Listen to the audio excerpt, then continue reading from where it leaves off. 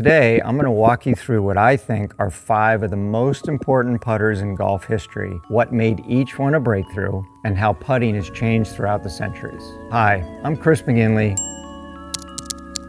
and I've been in club design for close to 40 years.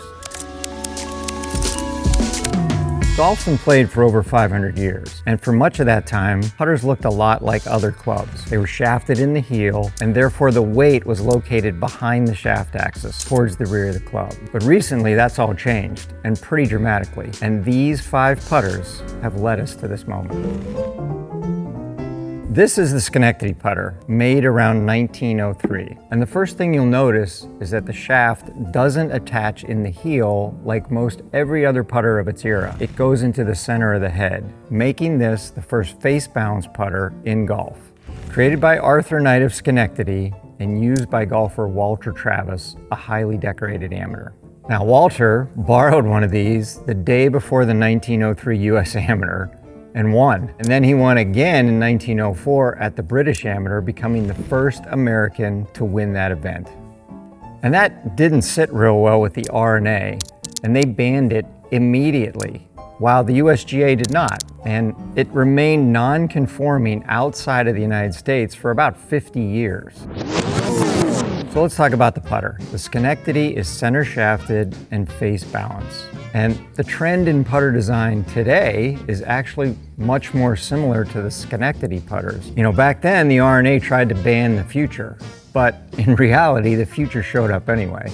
Okay, fast forward 63 years, and in January 1966, a General Electric engineer named Karsten Solheim is sitting at home with a '78 record in his hand, and he gets an idea for a putter, and he sketches that on the dust jacket. And obviously everyone knows who Karsten Solheim is today, and that he founded a little company that's done pretty well in putters called Ping.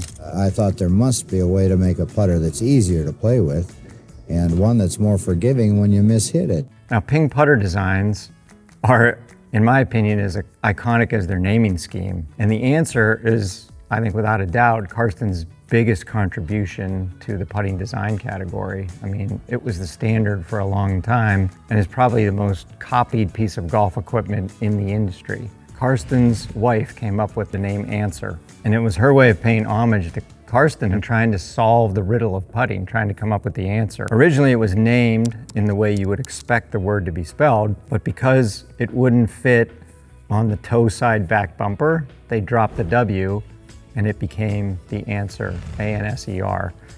I think what's so important about this club is it's very precise with heel-toe weighting and a really, mechanical style plumbing neck. That was very different for the time and very thoughtful. Like, there was a reason this putter looks the way it does. The weight was spread out to make the putter more forgiving. The neck was designed to give you a certain look at address and help you align the putter. And you ought to kiss that putter, Lee. I think that's one of the great contributions of the Anser putter. For most of golf's competitive history, if you showed up in an event with a mallet, you stood out. I mean, nowadays, if you don't show up with a mallet or if you haven't tried one, like that's craziness. Starting in probably the late 90s, 1990s, they gained momentum. More designers started to experiment with mallets. Think about the tour success for a putter like this, the TaylorMade Spider. Even recently, this putter is winning a lot of majors. Rory is a rare repeat winner at Augusta. And really, if you think about it from a design point of view, it was like all the shackles were taken off putter designers. The crazier you made it look, the better it was. Much more opportunity to take weight out of places where it didn't do any good and put it into places where it did. I think this, really represented almost a revolutionary change in putter design. You fast forward to today, more than 50% of the guys on tour are using a mallet. So that bigger size, that squarer profile helped increase the forgiveness, higher MOI.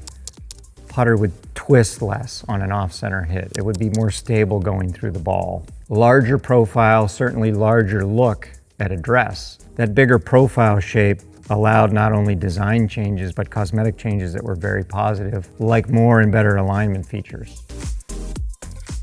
All right, so we got to talk about zero torque and what I call the potato masher. the L.A.B DF putter. You know, one look at this thing and you can tell there's something different going on.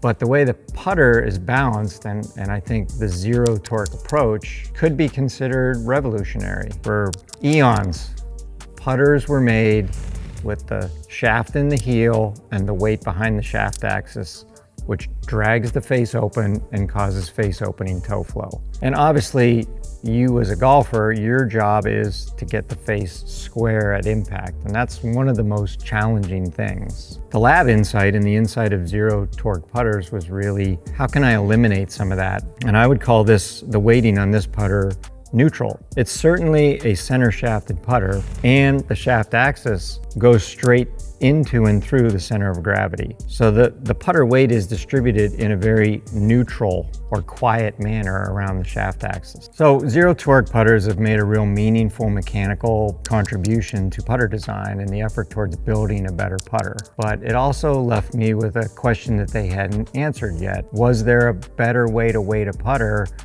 than even a L.A.B or anything previously?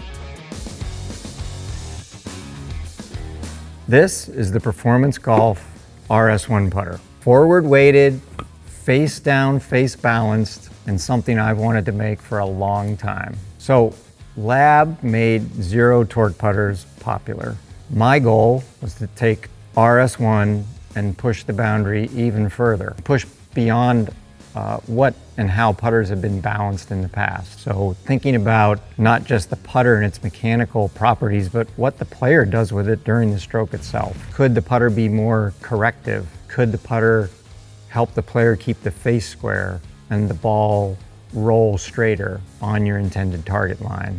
Old putters in the past have had face opening toe flow. L.A.B came forward with, neutral weighting around the shaft axis. With RS1, we wanted to know if we could make the putter corrective. And in terms of the weighting, RS1 has what we call forward axis weighting. So what does that mean? It basically means that 75% of the weight of the putter head is in front of the shaft axis. And the shaft axis is aligned to the center of gravity projection from the face to the rear. So in putting, both the putter's mechanical balance and the arc of the putting stroke can work against you. The face down balance design with the RS1 eliminates any of that toe opening toe flow. Because of the forward weighting, the tendency is for the face of the putter to stay square to the target line, and that's a big positive for the players. And we refer to that as face drift. So that heavy weighting keeps that face really stable and eliminates some of that face drift you get with a lot of putters. And I think, this putter is going to make a real contribution to helping players putt better. So obviously this putter looks different, even different than, a lot of the mallets you see in the market today. But, based on the Skenctity putter, this putter's come a long way. I mean, if you look at the differences, it's really quite amazing, the progress we've made.